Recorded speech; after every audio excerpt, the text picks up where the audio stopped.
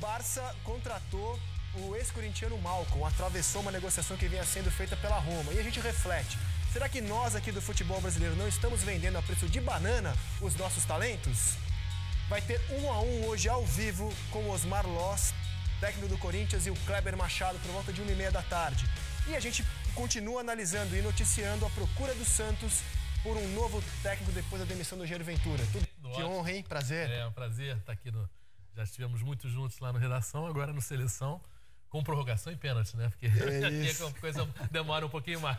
Demora, isso quer dizer também mais tempo pra gente se divertir aqui com vocês. E esteve com a gente também no Seleção Copa. Carlos Eduardo Lino, tá mais distante, não consigo chegar aí, mas cumprimento você. Bem-vindo à Seleção, tudo bem? Bem, muito bem, muito bem. Vendo um Campeonato Brasileiro que voltou bem. Campeonato Brasileiro em bom nível técnico, com ritmo legal, jogos bons. Tô curtindo muito a volta do Brasileirão. Cara, eu também. Achei que ia dar uma ressaca após Copa do Mundo, que nada. Vi jogos espetaculares na quarta, no sábado, no domingo. Que bom. Moreno, bem-vindo à Seleção. Tudo bem, meu velho? Valeu, obrigado pelo convite. Pela primeira vez aqui no novo Seleção, né? Prazer. Bastante coisa pra gente falar aí. Sim, eu quero começar com você aqui, a ala gaúcha da mesa. Porque o que eu mais vejo de colorados perguntando aqui pra gente é o seguinte: olha, vocês aí da grande mídia não colocaram o Inter como candidato a nada no Campeonato Brasileiro. Trataram o Inter como um mero figurante. O time chegou ontem a 10 jogos de invencibilidade e assume a terceira posição de forma isolada no Campeonato Brasileiro. Estávamos errados na nossa análise, assim? Digo nós na média da grande mídia, né? Não quero dizer que todo mundo excluiu o Inter da lista de potenciais candidatos a algo mais do Campeonato Brasileiro, mas você acha que a gente fez uma avaliação equivocada do elenco do Inter? Não, acho que não. Acho que a avaliação foi a correta para aquele momento. Coube ao Internacional superar as expectativas, né? O Internacional com um bom trabalho do Odair Hellmann, que balançou até no início ali do ano, a eliminação no Campeonato Gaúcho para o Grêmio, para o arquirrival. Logo na frente ele foi eliminado da Copa do Brasil pelo Vitória, prematuramente. Então, ali o Odair deu uma balançada. Então, teve a diretoria do Internacional competência, né, e convicção na sua escolha de manter o Odair Hellmann, que conseguiu, então, dar sequência ao trabalho dele. E aí mostrou-se o trabalho competente do Odair, né? E dos jogadores, evidentemente. Né? E é um time que vai aos poucos se estruturando e trazendo reforços, inclusive. Tem reforços aí para estrear, o Richelli, o Jonathan Alves... tem o garoto lá, o Serra Fiori, o argentino. Quer dizer, é um time que pode... O orçamento fica menor. Quando você volta para a Série A, esse dinheiro também não volta automaticamente. Então você faz um time razoável, mas dificilmente você vai fazer um time para brigar para ganhar, né? Eu acho que é irrealista do ponto de vista das finanças mesmo. Que o clube não tem como alavancar tanto dinheiro de um ano para o outro, de Série B para Série A. E montar um elenco novo, né? Elenco novo e novo. Quer dizer, você precisa também de tempo.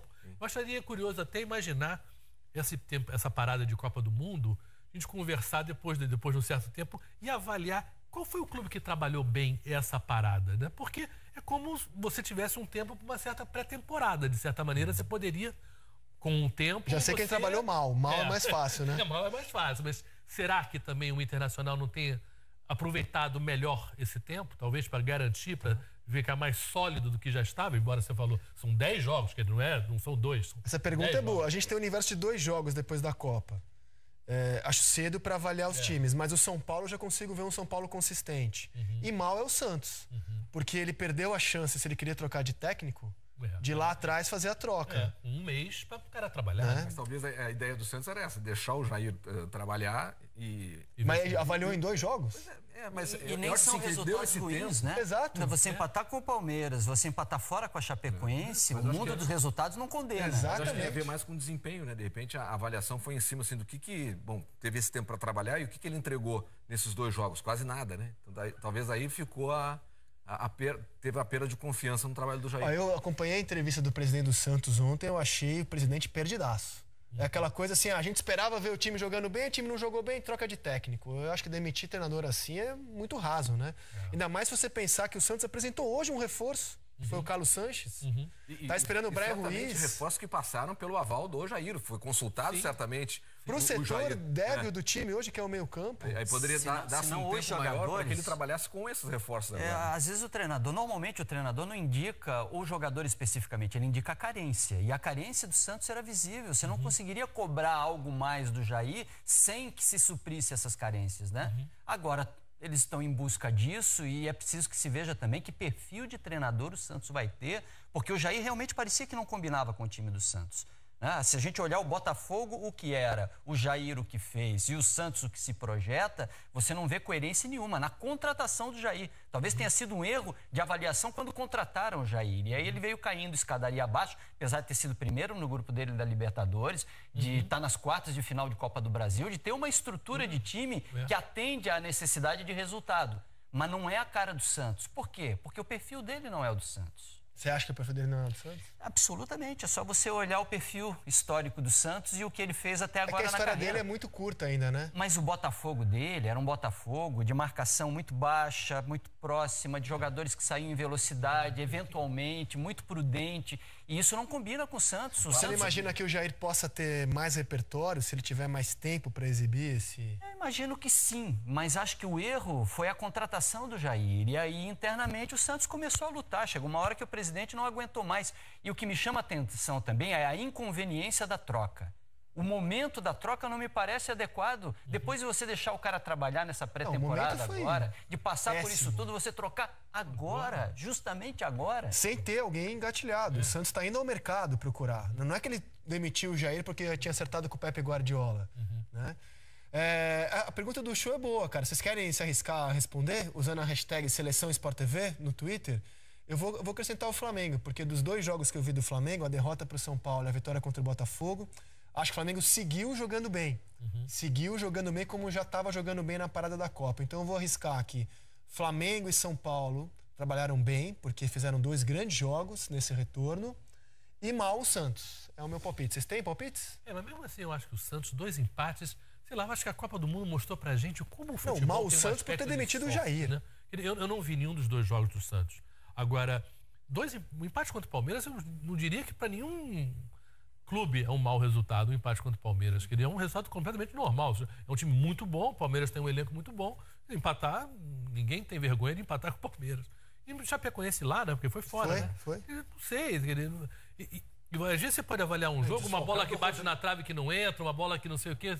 Você perde quando não teve o Rodrigo. De repente você perde um gol ali que se tivesse entrado, uma vitória contra o Chapecoense, está tudo bem. O futebol, você avaliar em 2 jogos, com 2 empates, e dizer que isso foi realmente, não entregou o trabalho que eu imaginava. Pior do que isso, o Santos contratou um gestor de futebol, que é o Ricardo Gomes. Que era contra, né, aparentemente. E informou que tomou a decisão sem levar em conta o Ricardo Gomes. A opinião dele, né? Por isso que eu digo que o Santos trabalhou mal. O Santos deu um banho do velho amadorismo que rege os nossos clubes.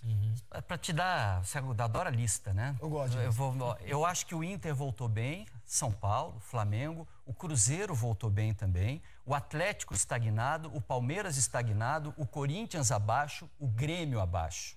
Os cariocas a gente não consegue avaliar além do Flamengo, porque Fluminense, o Vasco e o Botafogo, eles têm carências de elenco que ainda precisam ser supridas. E o Vasco é um time indecifrável, né? Consegue um resultado como esse diante do Grêmio, mas a gente não sabe onde vai parar. O Botafogo é a mesma coisa. O Fluminense, eu imaginava uma queda do Fluminense nesse pós-Copa. O Fluminense vai ganhar o Sport fora, o menino Pedro brilha e tudo troca de treinador, o Abel sai. Né? O quadro nos times do Rio é mais difícil de você definir. Eu arriscaria só São Paulo de evolução, assim, pós-parada, São Paulo e Cruzeiro. Aliás, com a Arrascaeta voltando da Copa do Mundo e jogando bem, né? Cruzeiro, boa. Praticamente não jogou na Copa do Mundo o Arrascaeta, jogou só o primeiro tempo do primeiro jogo, depois ficou fora, mas volta pro Cruzeiro e volta bem. Então, assim, Cruzeiro eu acho que evoluiu, o São Paulo claramente. E mal o Santos. E o resto acho que tem que esperar um pouquinho mais para ver. Flamengo e Inter evoluiu.